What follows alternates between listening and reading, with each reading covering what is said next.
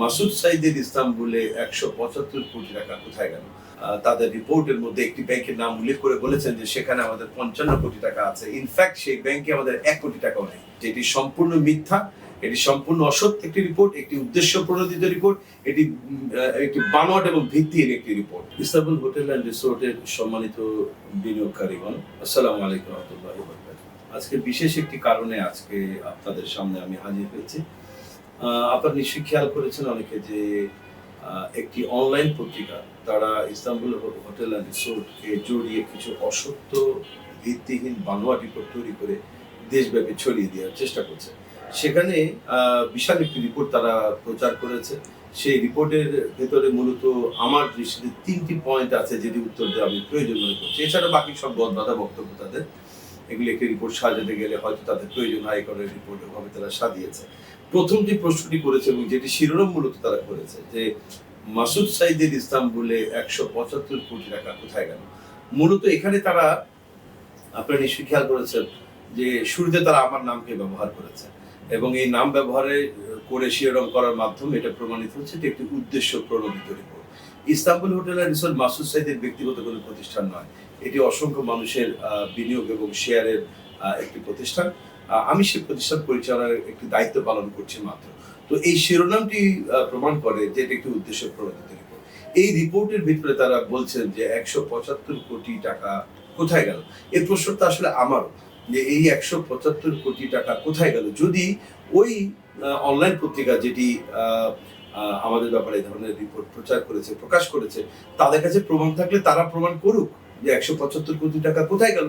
শুধু কোথায় গেল এই প্রশ্নটা উত্থাপন করে একটা রিপোর্ট তৈরি করা যায় কিনা, এটা আমি বিবেকবান সকল মানুষের কাছে প্রশ্ন রেখে যাচ্ছি।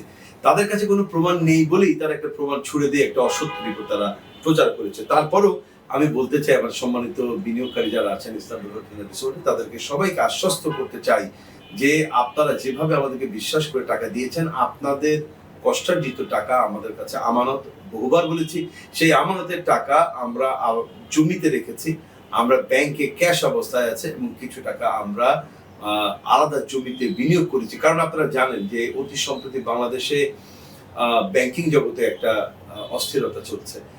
সকল ব্যাংকগুলিতে, বিশেষ করে বাংলাদেশের বড় ব্যাংকগুলিতে অস্থিরতা চলছে। আমি সেই অস্থিরতা প্রসঙ্গে বিস্তারিত ব্যাখ্যা দিতে চাচ্ছি না। আমরা মানুষের টাকাগুলিকে সিকিউরড রাখার জন্য, মানুষের টাকাগুলি যাতে, তাদের আমানতটা যেন আমাদের কাছে সঠিকভাবে থাকে, তাদের টাকাগুলি যাতে নষ্ট না হয়ে যায়, যাতে কেউ এই যে ব্যাংক দখলকারী, ব্যাংক লুটপাটকারী যারা আছে, তারা যাতে আমাদের টাকা, জনগণের টাকা নষ্ট করতে না পারে, এই টাকাগুলি আমরা জমিতে ইনভেস্ট করেছি। সুতরাং টাকা কোথায় গেল এই প্রশ্ন একটা অবান্তর প্রশ্ন। টাকা যেখানে ছিল টাকা সেখানেই আছে এবং টাকা ইস্তাম্বুল হোটেল অ্যান্ড রিসোর্টের নামেই আছে। আর এই প্রতিবেদন যিনি তৈরি করেছেন, যে অনলাইন পত্রিকা, তিনি ব্যাংকের অনেকগুলি হিসাব দিয়েছেন, অনেকগুলি ব্যাংকের নাম উল্লেখ করে অনেকগুলি টাকার অঙ্ক তিনি বলেছেন। তো নামগুলি, ব্যাংকের নাম পাওয়া, অ্যাকাউন্ট পাওয়া, এটা তাদের কোনো ক্রেডিটের বিষয় না, বিকজ এটা আমরা আমাদের স্বচ্ছতার জন্য আমরাই আমাদের সকল ব্যাংকের অ্যাকাউন্ট আমরা ফেসবুকে পাবলিক করেছি, আমরা সকলকে জানিয়েছি এবং এটা আমরা প্রত্যেককে বলি যে আমরা কারোর সঙ্গে একটি টাকার ক্যাশ লেনদেন করি না। আমাদের সকল লেনদেন বাংলাদেশের আইন মেনে ব্যাংকিং চ্যানেলে আমরা আমাদের ট্রানজাকশনটা করে থাকি। সুতরাং আমরা আমাদের সকল ব্যাংক অ্যাকাউন্ট দিয়েছি। কিন্তু এরপরেও এই তথাকথিত একটি অনলাইন পত্রিকা তারা তাদের রিপোর্টের মধ্যে একটি ব্যাংকের নাম উল্লেখ করে বলেছেন যে সেখানে আমাদের ৫৫ কোটি টাকা আছে। ইনফ্যাক্ট সেই ব্যাংকে আমাদের ১ কোটি টাকাও নেই, অথচ সেখানে ৫৫ কোটি টাকার দেখিয়ে আমাদের বিশাল একটি অঙ্ক সাজিয়ে ১৯০ কোটি টাকা বানানো হয়েছে। এটি সম্পূর্ণ মিথ্যা, এটি সম্পূর্ণ অসত্য একটি রিপোর্ট, একটি উদ্দেশ্য প্রণোদিত রিপোর্ট, এটি একটি বানোয়াট এবং ভিত্তিহীন একটি রিপোর্ট। এরপরে তারা আরো বলছে যে জমির শেয়ার বিক্রির জন্য আমরা বিএসএসি বাংলা অনুমোদন নিয়েছি কিনা। ইনফ্যাক্ট আমরা তো এখানে কোনো প্রাতিষ্ঠানিক শেয়ার বিক্রি করছি না, আমরা এখানে কোনো কোম্পানির শেয়ার বিক্রি করছি না, আমরা এখানে জমির মালিকানা শেয়ার সেল করছি। তো জমির মালিকানা শেয়ার করতে আমার জ্ঞান মতে বা আমার জানা মতে বিএসইসি কোনো অনুমোদনের প্রয়োজন নেই, এই যে কারণে আমরা কোনো অনুমোদন নেইনি। যদি এটা আমরা আমাদের লয়ারের সঙ্গে কথা বলছি, যদি লয়ার বলেন যে হ্যাঁ এটার অনুমোদনের কোনো প্রয়োজন আছে, নিশ্চয়ই আমরা বিএসইসি থেকে অনুমোদন নিয়ে নেব। আরেকটি কথা বলা হচ্ছে যে আমরা প্রায় ২৬,০০০ শেয়ার সেল করেছি এবং ওই অনলাইন পত্রিকার সাংবাদিক যিনি রিপোর্ট করেছেন, খুব করুণ হয় তার জন্য বা তার প্রকাশকের জন্য, 26,000 শেয়ার হোল্ডারে তারা আমাদের একটি শেয়ারের মূল্য 3 লক্ষ টাকা। তিনি 26,000 শেয়ার মাল্টিপ্লাই 3 লাখ দিয়ে উনি টাকার অঙ্ক বাড়িয়ে দিয়েছেন 660 কোটি টাকা। তো আমাদের এখানে তো সকলে এককালীন টাকা পরিশোধ করেনি।